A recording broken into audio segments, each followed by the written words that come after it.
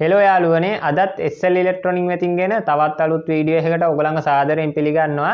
ඉතින් මම අද කතා කරන්න හදන්නේ මේ වෝල්ටේජ් රෙගියුලේටර් ඇයි මෙච්චර රත් වෙන්නේ කියන එක ගැන ඔයගලන්ට පොඩි අදහසක් දෙන්න. අපි මේකට ඉන්පුට් කරන වෝල්ටේජ් එක වැඩි නම් මේ රෙගියුලේටර් කැටගරියේ ඉන්න අපි උදාහරණයක් විදිහට ගත්තොත් 70/12 කියන රෙගියුලේටරේ රත් වෙන්න තියෙන ඉඩකඩ ගොඩක් වැඩි. ඒ වගේම මේක හරහා යන ධාරාව මේක හරහා ෆ්ලෝ වෙන කරන්ට් ලිමිට් එකත් ගොඩක් වැඩි නම් ඒත් මේ 70/12 කියන රෙගියුලේටරේ රත් වෙන්න තියෙන ඉඩකඩ ගොඩක් වැඩි. ඉතින් ඔය හේතු දෙක හින්දා තමයි අනිවාර්යෙන් මේ රෙගියුලේටර් රත් වෙන්නේ.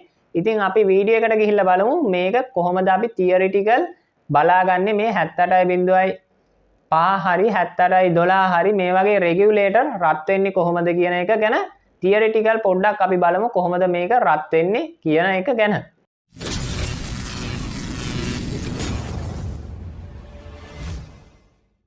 මේ 78.5 78.6 කියන රෙගියුලේටර් අපි පාවිච්චි කරන්නේ ගොඩක්ම වෝල්ටේජ් එක රෙගියුලේට් කරලා තියන්න. ඇත්තටම ගත්තොත් මේකේ ඔයගලන්ට පේනවා ඇති මෙතන අපි පාවිච්චි කරන්නේ ඉන්පුට් විදියට මෙතන අවුට්පුට් විදියට සහ රෙගියුලේටරේ මැද ග්‍රවුන්ඩ් එක විදියට තමයි අපි පාවිච්චි කරන්නේ. මෙතන අපිට බලා ගන්න පුළුවන් 78.5 කියලා ගමුකෝ. මේ 78.5න් අග ඉලක්කම් දෙකෙන් කියන්නේ හැමතිස්සෙම මේකෙන් රෙගියුලේට් වෙන වෝල්ටේජ් එක. ඉතින් 78.5 කියන්නේ 5 වෝල්ට් රෙගියුලේටර් එකක්. 78.6 තියෙනවා 6 වෝල්ට් රෙගියුලේටර්. 78.9 9 ඊට පස්සේ යන්නේ 78.12 78.15. ඉතින් මේක 12 15 විදියට මේ විදියට තමයි වෝල්ටේජ් රෙගියුලේටර් තියෙන්නේ. මේ 78 කියන්නේ මේක පොසිටිව් වෝල්ටේජ් රෙගියුලේටර් එකක්. අපි දැන් මේකේ උදාහරණයක් විදියට 79.5 කියලා සීරියස් එකකුත් තියෙනවා.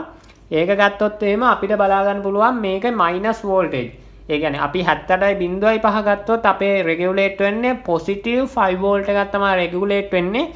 හැබැයි අපි 78.9 ගත්තොත් ඒක නෙගටිව් මයිනස්. ඒ කියන්නේ මයිනස් 5 වෝල්ට් එකක් තමයි මේකෙන් රෙගියුලේට් වෙන්නේ. ඉතින් මේ 79 කියන සීරියස් එක ගොඩක් පාවිච්චි වෙනවා අඩුයි වෙනද පොලේ ටිකක් අඩුයි. මේක ගොඩක් පාවිච්චි වෙන ඔය ඩුවල් සප්ලයි වල මයිනස් වෝල්ටේජ් තියෙනවා. ඒ මයිනස් වෝල්ටේජ් ඇප්ලයි වෙන තැන් රෙගියුලේට් කරන්න තමයි මේ 79 කියන සීරියස් එක පාවිච්චි කරන්නේ. හරි දැන් අපි ගිහිල්ලා බලමු මේක රත් වෙන්නේ ඇයි? ඒකේ කොහොමද වැඩ කරන්නේ කියලා රත් වෙද්දි. මම පොඩියට සර්කිට් එකක් ඇඳගත්තා. අපි හිතමුකෝ මෙතන අපිට තියෙනවා 5 වෝල්ට් අපේ ඩිවයිස් එක.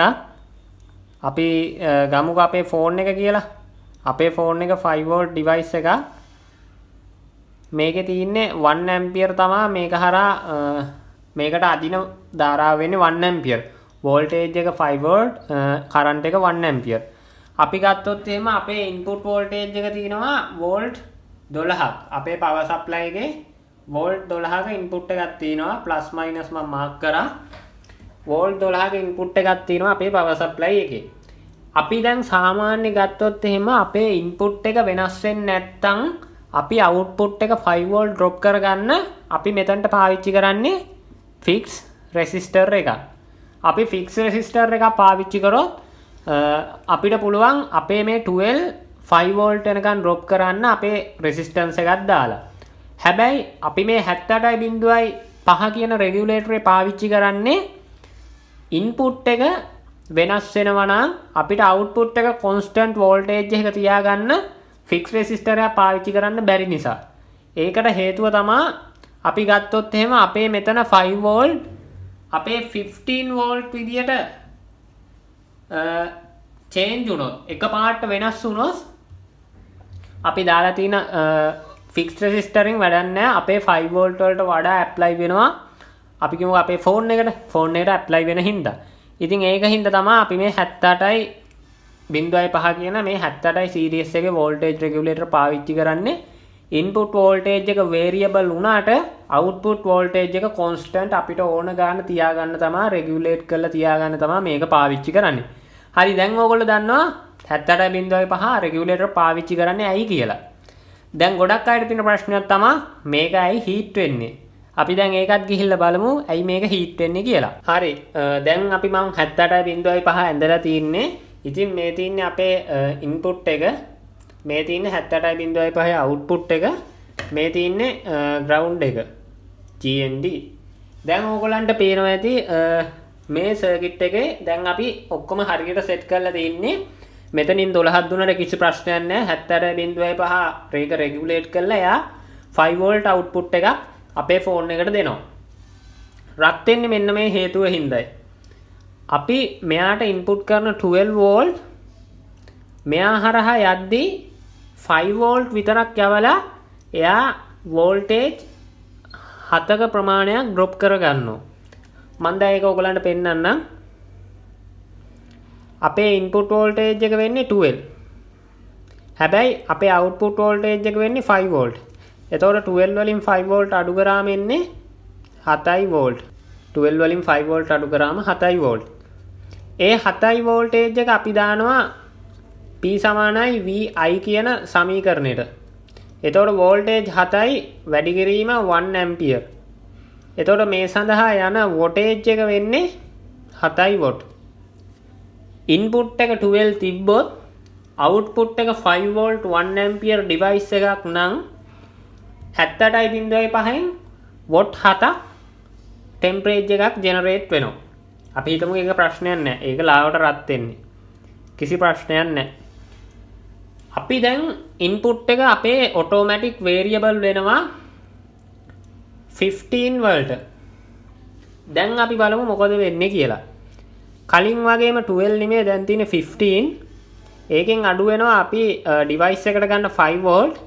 එතකොට වෝල්ට් 10ක ඩ්‍රොප් එකක් 78.5න් ඇඩ්ජස්ට් කරලා තියා ගන්නවා. මෙයා වැඩ කරන්නේ වේරියබල් රෙසිස්ටර් එකක් විදියට. එතකොට එයා වේරියබල් රෙසිස්ටරේ ඇඩ්ජස්ට් වෙලා වෝල්ට් 10ක ඩ්‍රොප් එකක් තියා ගන්නවා. ඒක දානවා P සමානයි VI කියන සමීකරණයට දැම්මම වෝල්ටේජ් එක එන්නේ 10යි. අපේ වෝල්ටේජ් එක 10යි. කලින් වගේම අපේ ඩිවයිස් එකෙන් ගන්න කරන්ට් එක වෙන්නේ 1 ඇම්පියර්. එතකොට මෙතන තියෙන්නේ 10 වොට්. ඉන්පුට් වෝල්ටේජ් එක 12 වුණොත් 78.5න් ඩ්‍රොප් වෙන්නේ වෝල්ටේජ් 7යි. අපේ අවුට්පුට් ඩිවයිස් එක 1 ඇම්පියර් ගන්න හින්දා වෝල්ටේජ් එක 7යි. එතකොට වොට් 7ක තාපයක් තමයි ජෙනරේට් වෙන්නේ 78.5න් ඉන්පුට් එක 12 තිබ්බොත්. දැන් ඉන්පුට් එක වැඩි වෙලා තියෙන්නේ. දැන් ඉන්පුට් එක තියෙන්නේ කීයද? 15 වෝල්ට්. එතකොට 15 වෝල්ට් තිබ්බොත් එහෙම 78.5න් ඩ්‍රොප් වෙන්නේ 10 වෝල්ට්. ඩ්‍රොප් වෙන 10 වෝල්ට් ඩ්‍රොප් වෙනවයි කියන්නේ අපේ අවුට්පුට් ඩිවයිස් එක 1 ඇම්පියර් ගන්න හින්දා වොට් 10ක හීට් එකක් ජෙනරේට් වෙනවා. ඉතින් ඕගලන්ට පේනවා ඇති කලින් තිබ්බේ 12 තියෙන හින්දා වොට් 7ක් ජෙනරේට් වුණා. දැන් වෝල්ටේජ් එක ඉන්පුට් වෝල්ටේජ් එක වැඩි වෙලා තිනවා කලින්ට වඩා. එතකොට ජෙනරේට් වෙන්නේ වොට් 10ක තාපයක්. කලින්ට වඩා වොට් 3ක තාපයක් දැන් වැඩි වෙලා තිනවා. මොකද ඉන්පුට් වෝල්ටේජ් එක හිටි හැටියේ 12 තිබ්බ එක 15 වුණ හින්දා. දැන් අපි බලමු මේක ඉන්පුට් වෝල්ටේජ් එක 20 කරොත් මොකද වෙන්නේ කියලා. ඉන්පුට් වෝල්ටේජ් එක 20යි. 20න් අඩු කරනවා අපිට ඕනේ 5යි. එතකොට 78.5 හරහා 15 වෝල්ට් ඩ්‍රොප් කරනවා. 15 වෝල්ට් වැඩි කරනවා 1 ඇම්පියර් වලින්. එතකොට 15 වොට් එනවා. ඉන්පුට් වෝල්ටේජ් එක 20ක් දුන්නොත් 78.5න් 15 වෝල්ට් විතර ඩ්‍රොප් කරන් ඉන්නවා කලින්ට සාපේක්ෂව. කලින් 12 වෝල්ට් දුන්නම ඩ්‍රොප් කරගත්තේ වෝල්ට් 7යි. කිසි ප්‍රශ්නයක් නැහැ. 78.5 රත් වෙන්නේ නැහැ. හැබැයි දැන් එයා ඒ වගේ දෙගුණයක් විතර ඩ්‍රොප් කරන්න ඕනේ. මොකද අවුට්පුට් එක 15 දෙන්න නම් මෙයා හරහා රෙසිස්ටන්ස් එක ඔටෝමැටික් චේන්ජ් වෙලා මේ 15 වෝල්ට් ඩ්‍රොප් කරගන්න ඕනේ. එහෙම 15 වෝල්ට් ඩ්‍රොප් කරගත්තම අවුට්පුට් ඇම්පියර් එක තියෙන 1 ඇම්පියර් හින්දා වොට් 15ක තාපයක් ජෙනරේට් වෙනවා. ඉතින් ඕගලන්ට පේනවා ඇති ඉන්පුට් එක වැඩි වෙන්න අවුට්පුට් එක අවුට්පුට් වෝල්ටේජ් එකත් ඒ කියන්නේ එහාරා ඩ්‍රොප් වෙන වෝල්ටේජ් එකත් වැඩි හින්දා වෝල්ටේජ් එක වැඩි වෙනවා අනිවාර්යෙන්ම. ඒක ගොඩක් අය දන්න දෙයක් නේ වෝල්ටේජ් සහ ඇම්පියර් වැඩි වුණොත් වොට් වැඩි වෙනවායි කියලා. ඉතින් ඕගලන්ට දැන් මෙතනින් බලා ගන්න පුළුවන් 78.5 රත් වෙන්න ප්‍රධානම හේතුවක් තමයි මේ ඉන්පුට් වෝල්ටේජ් එක ඕනකට වඩා වැඩි කරොත් එයා හරහා ඩ්‍රොප් කරගන්න වෝල්ටේජ් එක වැඩි. ඒක හින්දා වෝල්ටේජ් එක වැඩි. ඒකින්ද තමයි මේ 78.5 රත් වෙන්න බලපාන ප්‍රධානම එක හේතුවක්. එක හේතුවක් තමයි මේ ඉන්පුට් වෝල්ටේජ් එක වැඩි වෙන එක. දෙවෙනි හේතුව තමයි මේ ඉන්පුට් to output ගලන කරන්ට් ෆ්ලෝවින් එක වැඩි වුණොත් ඒත් මේ 78.5 රත් වෙනවා. මොකද මෙයා 1 ඇම්පියර් ගන්න ඉඳ කිසි ප්‍රශ්නයක් නැහැ. හැබැයි මෙයා ගත්තොත් එහෙම 5 ඇම්පියර් වගේ මේ 78.5 ගොඩක් වෙලාට ඩැමේජ් හීට් වෙලා ඩැමේජ් වෙන්න පුළුවන්. ඉතින් මේ 78.5 කියන්නේ ගොඩක් කරන්ට් එක අදින්න පුළුවන් ඩිවයිස් එකක් නෙමෙයි. සාමාන්‍ය කරන්ට් එකක් මේක හරහා යන්න පුළුවන්. ඕනාට වඩා කරන්ට් එකක් ගියත් මේ 78.5 කුඩු වෙලා යන ගානට ඩැමේජ් වෙන්න පුළුවන්. රත් වෙන්න දෙයක් නැහැ. සාමාන්‍යයෙන් ලොකු කරන්ට් එකක් එකපාර ඇද්දොත් මේක කුඩු වෙලා යන තරමට ඩැමේජ් වෙනවා. ඉතින් මම හිතනවා දැන් ඕගොල්ලන්ට මේ 78යි කියන සීරියස් එකේ රෙගියුලේටර් වල ලොකුවට තිබ්බ ප්‍රශ්නයක් තමයි ඇයි මේක හීට් වෙන්නේ, කොහොමද මේක හීට් වෙන්නේ, මොකද මේක හීට් වෙන්නේ කියලා එක ගැන ඕගොල්ලන්ට දාලා අයිඩියා එකක් දැන් හම්බුණා කියලා මම හිතනවා. හීට් වෙන බලපාන ප්‍රධානම හේතු දෙකයි. ඉන්පුට් වෝල්ටේජ් එක ගොඩක් ලොකුවට වෙනස් වෙනවා නම් ඒක ගොඩක් හයි වෝල්ටේජ් යනවා නම් එයා හරහා ඩ්‍රොප් කරගන්න වෝල්ටේජ් එක වැඩි හින්දා අනිවාර්යෙන් වෝල්ටේජ් එක වැඩි. ඒක හින්දා හීට් එක අනිවාර්යෙන් වැඩි වෙනවා. ඒ වගේම මෙයා හරහා ඉන්පුට් to output කරන්ට් ෆ්ලෝවින් එක ගොඩක් වැඩි නම් එයාට දරා ගන්න බැරි වෙලා ඒත් 78.5 හීට් වෙන්න බලපානවා. ඉතින් ওই සාධක දෙක තමයි අනිවාර්යෙන් 78.5 හීට් වෙන්න බලපාන්නේ. ඉතින් සර්කිට් එක ඩිසයින් කරද්දී මේවා ගොඩක් හිතලා ඔයගොල්ලෝ ඩිසයින් කරන්න කියලා මම ඉල්ලනවා. මොකද ඩිසයින් කරලා ඉවර වුණාට පස්සේ තමයි ගොඩක් වෙලාවට සර්කිට් වල ප්‍රශ්න මතුවෙන්නේ. ඉතින් මේ වගේ ප්‍රශ්න තියෙද්දි තමයි ගොඩක් සර්කිට් වැඩ කරන්නේ නැතුව යන්නේ. ඉතින් මම හිතනවා මේ මම අද කරපු වීඩියෝ එක ඔයගලන්ට ගොඩක් උදව් වෙයි කියලා. මේ වගේ තවත් වීඩියෝ එකකින් හමු වෙමේ බලාපොරොත්තු වෙමින් අදට මම සමු ගන්නවා. ජය වේවා.